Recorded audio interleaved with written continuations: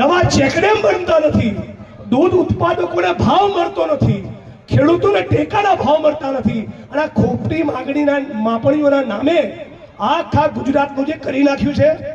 તમે જાઓ માપણી વિભાગની કચેરીમાં, તમારા 5 એકર મારામાં, મારામાં 5 એકર તમારામાં આવી ગયા, અને આપણી જમીન હતી એટલી પાછી લેવી હોય તો 1.5-2 લાખનું 2.5 લાખનું બંડલ લઈને કચેરીમાં જવાનું. આ ધંધો છે કે નહીં? તો આની સામે આખા ગુજરાતના ખેડૂતોને જગાડવા નીકળ્યા છીએ. આવતીકાલે દ્વારકામાં યાત્રાનું રેલીનું સમાપન થાય પછી નવા કાર્યક્રમની ઘોષણા કરવામાં આવશે, પણ આ લોકોને છોડવાના નથી.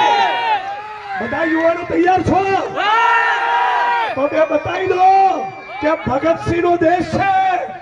સાબિત કરો કે સરદાર પટેલ નું ગુજરાત છે.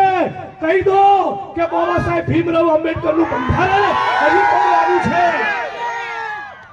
તો બાબા સાહેબ આંબેડકર, સરદાર વલ્લભભાઈ પટેલ અને શહીદ આઝમ ભગતસિંહને આંખ સામે રાખી આ સંઘ પરિવારના ભાજપ વાળા જે જન વિરોધી છે, જે મજદૂર વિરોધી છે, જે SC/ST OBC ના માઇનોરિટીના વિરોધી છે, અને જગતના તાત ખેડૂતોના વિરોધી છે, એમના તંબુ ઉખાડવાના સંકલ્પ સાથે મારી વાણીને વિરામ આપું છું.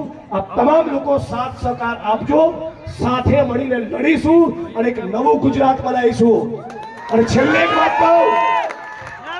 વાત કહું, આ લોકો 25 વર્ષથી સરકાર છે એટલે અમને બહુ ફાટવા ચડ્યો છે, બહુ ચરબી છે અમને, કોંગ્રેસના કાર્યકર્તાઓને અને સત્તાની સામે પડકારનારા માણસોને જેલમાં બહુ નાખવાની અમને ટેવ છે. हमने कही दीजिए कि कितनी ऊंची जेल है तेरी देखी है और देखेंगे, आखिरी दाव हमारा है, जीतेंगे भाई जीतेंगे. તમારા કઈનાથી ડરવાના નથી. આ જ ગુજરાત છે જેને સ્વતંત્રતાના આંદોલનમાં યોગદાન આપ્યું હતું.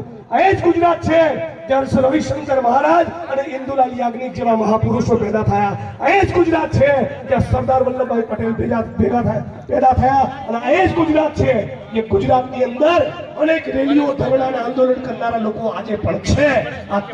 આ વિડિયો પૂરો જોવા માટે અમારી ચેનલ જનતાના મુદ્દાની વાત YouTube પર મળી જશે તમને.